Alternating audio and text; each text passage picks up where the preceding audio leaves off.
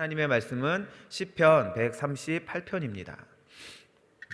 오늘 읽으실 하나님의 말씀은 시편 138편의 말씀을 이 시간 봉독하도록 하겠습니다. 내가 전심으로 주께 감사하며 신들 앞에서 주께 찬양하리이다. 내가 주의 성전을 향하여 경배하며 주의 인자하심과 성실하심을 인하여 주의 이름에 감사하오리니 이는 주께서 주의 말씀을 주의 모든 이름 위에 높게 하셨습니다. 내가 간구하는 날에 주께서 응답하셨고 내 영혼을 장려하여 강하게 하셨나이다. 여호와여, 땅의 열왕이 주께 감사할 것은 저희가 주의 입의 말씀을 들음이오며 저희가 여호와의 도를 노래할 것은 여호와의 영광이 크심이니이다. 여호와께서 높이 계셔도 낮은 자를 하감하시며 멀리서도 교만한 자를 아시나이다. 내가 환난 중에 다닐지라도 주께서 나를 소성케 하시고 주의 손을 펴사 내 원수들의 노를 막으시며 주의 오른손이 나를 구원하시리이다. 여호와께서 내게 관계된 것을 완전케 하실지라. 여호와여, 주의 인자하심이 영원하오니 주의 손으로 지으신 것을 버리지 마옵소서. 아멘. 요하행복도 읽어보겠습니다. 하나님의 본심, 내가 환난 중에 다닐지라도 주께서 나를 소성케 하시며 주의 손을 펴사 내 원수들의 노를 막으시며 주의 오른손이 나를 구원하시리이다. 아멘. 시편 138편 7절 요절 말씀이었습니다. 다윗은 꿈도 꿀 수 없는 일이었지만 하나님께서는 그를 이스라엘의 위대한 왕이 되게 하셨다. 다윗을 가리켜 내 마음에 합한 사람이라고 하실 만큼 그를 기뻐하시며 사랑하셨다. 그런데 정작 하나님께 기름 부음 받은 다윗의 삶은 결코 평탄하지 않았다. 그는 수많은 날을 사망의 음침한 골짜기로 다녀야 했다. 역적으로 물려 광야를 헤매야 했다. 심지어는 살기 위해 적국의 원수들 앞에 미친 채 연기까지 해야 했다. 도대체 왜 하나님께서는 사랑하는 다윗을 사망의 음침한 골짜기로 다니게 하셨을까? 왜 광야에서 부르짖게 하셨을까? 힘들게 구원하실 것 없이 평탄한 삶을 주시는 것이 더 쉬웠을 텐데 왜 그를 환난 가운데 두셨을까? 다윗은 이러한 경험을 통해서 어떠한 환경 가운데서도 하나님을 예배하는 신앙을 갖게 되었다. 그는 고난의 길 한복판에서 감사를 배웠고 모든 인간적인 소망이 끊어지는 절망 속에서 찬양을 배웠다. 내일을 알 수 없는 두려움 가운데서 하나님의 이름과 말씀 속에 감추어진 견고한 약속과 축복을 깨달았다. 감당할 수 없는 환난과 원수들의 핍박을 통해 하나님이 자신의 편임을 알았고 구원의 기쁨을 맛보았다. 사랑하는 사람들의 배신과 반역 속에서 하나님의 신실하심과 위로를 체험했다. 자신의 죄악 가운데서 하나님의 크신 사랑을 깨달았고 그 인자하심이 영원하심을 알았다. 하나님은 우리가 감당할 수 있을 만큼의 고난을 주신다. 그러나 그 고난을 통해 주시는 복은 우리가 감당할 수 없을 정도이다. 이것이 사랑하는 자녀에게 고난을 허락하시는 하나님의 본심이다.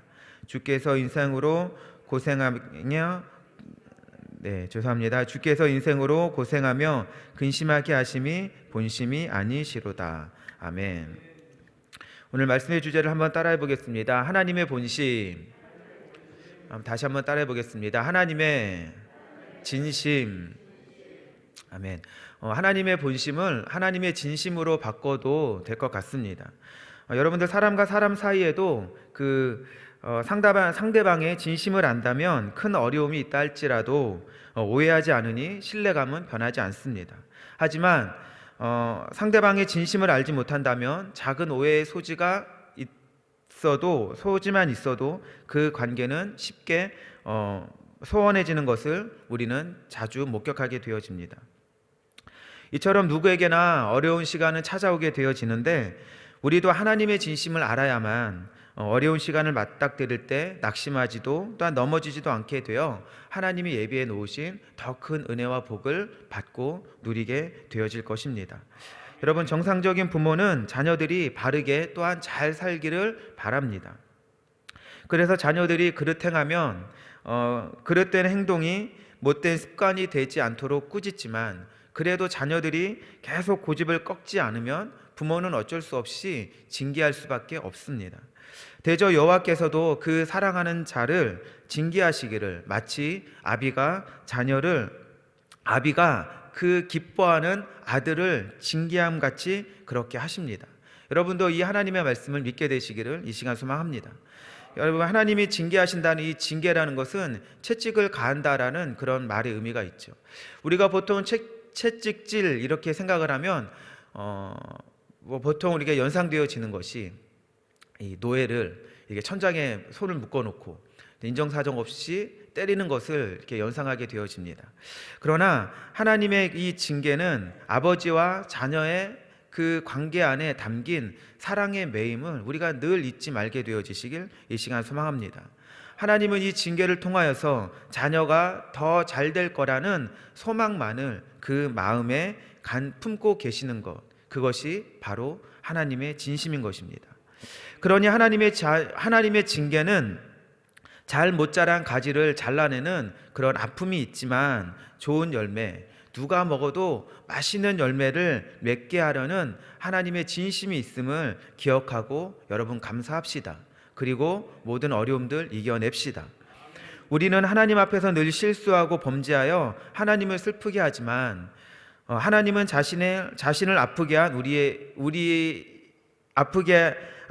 우리에게 단 한 번도 싫은 감정이나 악한 감정을 품지 않으시고 늘 사랑과 긍휼의 마음을 잃지 않으십니다. 이것이 변하지 않는 하나님의 진심인 것입니다.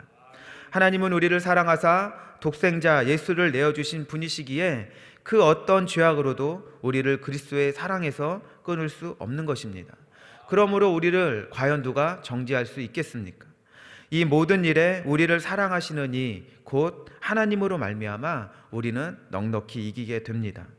그러니 여러분들 거짓의 아비 사단에게 속지 말게 되시기를 이 시간 소망합니다. 거짓의 아비는 우리에게 이렇게 속삭입니다. 하나님도 한 두어 번, 아니 10번 정도는 용서할 수 있어. 하지만 끊임없이 죄를 짓는 너를 끝까지 용서하실까? 그렇지 않아. 그런 사랑은 없지. 너를 한번 봐봐. 너는 그럴 수 있어? 그러니 포기하고 내 마음대로 내가 하고 싶은 대로 하면서 살아. 그게 속편하지 않겠어? 늘 죄책감으로 살아가지 말고. 사단은 늘 우리에게 이렇게 속삭입니다. 그런데 이 속삭임은 하나님과 우리를 갈라놓으려는 악한 거짓말이기 때문에 속아 넘어가지 맙시다. 만약 이런 속삭임에 넘어간다면 그는 하나님 앞에서 가장 어리석은 자가 되어지기 때문인 것입니다. 예레미야 8장 21절에 이런 말씀이 있습니다. 딸, 내 백성이 상하였으므로 나도 상하여 슬퍼하며 놀라움에 잡혔도다. 딸, 내 백성이 상하였으므로 예수님도 하나님도 상하였고 슬퍼하며 놀라움에 잡혔도다. 하나님은 이스라엘 백성들을 정말 사랑하는 딸로 지극정성으로 키우셨습니다. 비록 하나님 아버지의 말씀에 불순종으로 그릇 행하여서 징계하셨지만 그 징계를 하나님은 고스란히 함께 받으시고 함께 슬퍼하며 그 혼란에서 함께 고난에 참여하셨음을 우리는 알 수 있습니다. 예레미야 애가에서 흘린 그 예레미야의 그 눈물은 한 인간의 나약한 눈물이 아니라 바로 하나님의 긍휼함의 눈물이었습니다. 또한 다니엘서를 보시길 바랍니다. 하나님의 징계를 받아 바벨론으로 끌려간 이스라엘 백성들이 풀무불에 들어가게 되어지고 사자굴에 떨어지게 되어졌을 때 하나님은 이들이 싫어서 못 본 척 한 것이 아니라 바벨론으로 함께 끌려가셨고 그 풀무불과 그 사자굴에 함께 하셔서 그들이 머리털이 하나도 상하지 않게 지키시고 구원하셨습니다. 아멘.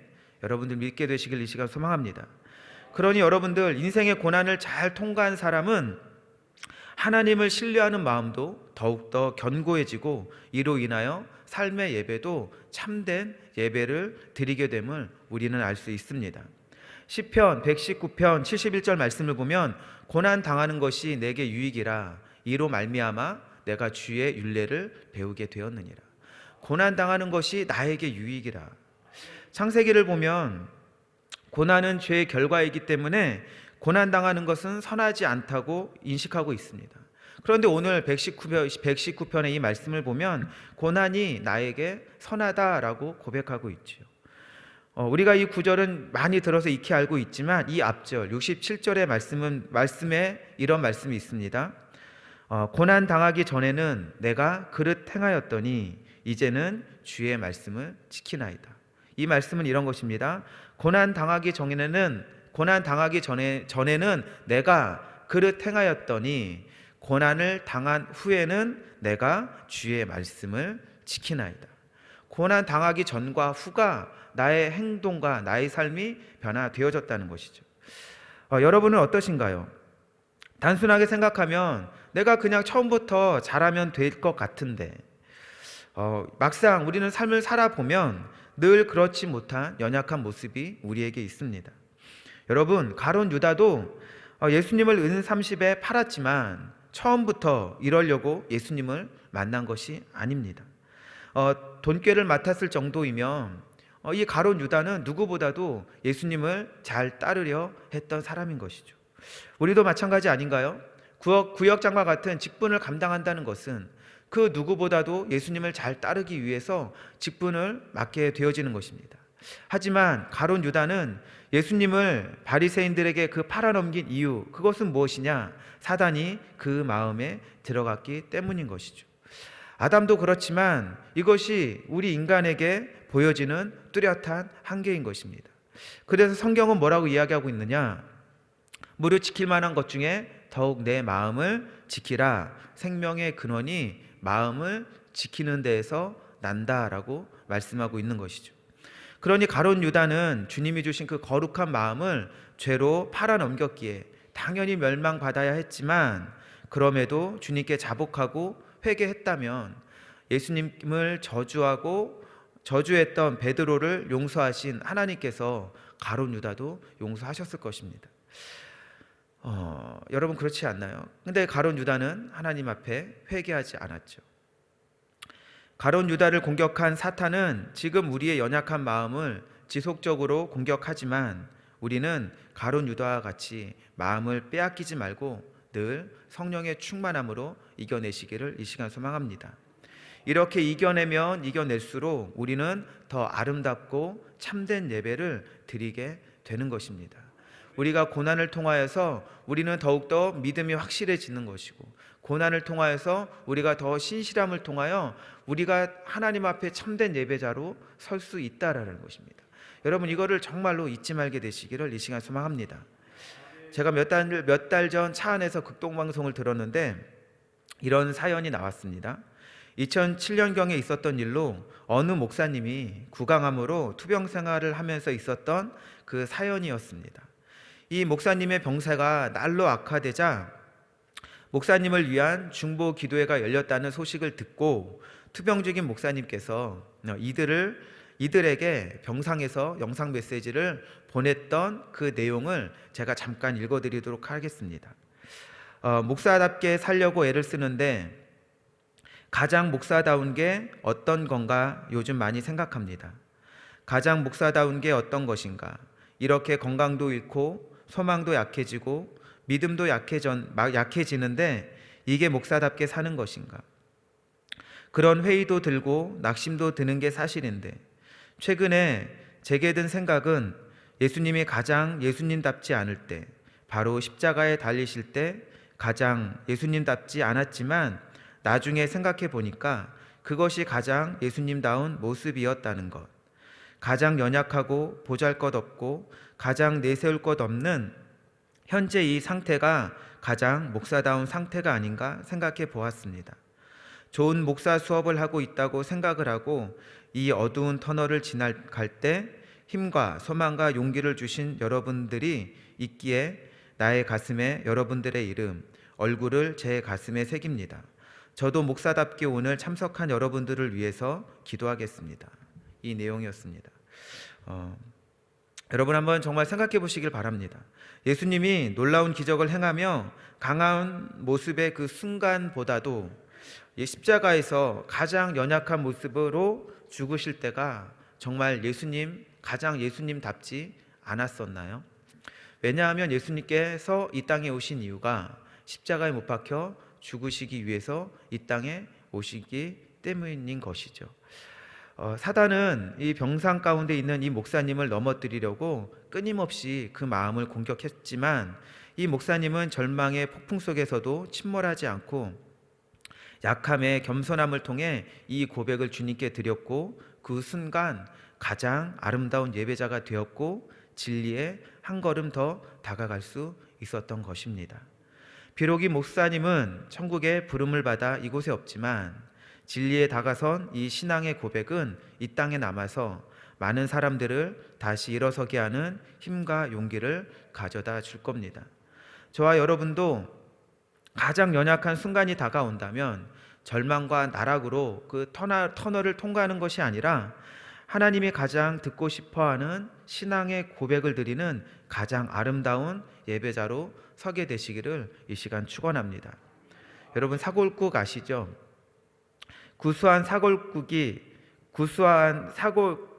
구수함이 깊은 사골국을 얻기 위해서는 센 불과 은은한 불로 푹 우려야지만 그 불순물이 떠오른다고 합니다.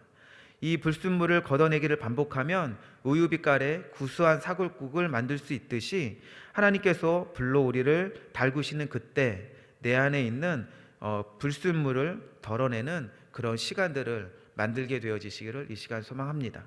기도하도록 하겠습니다.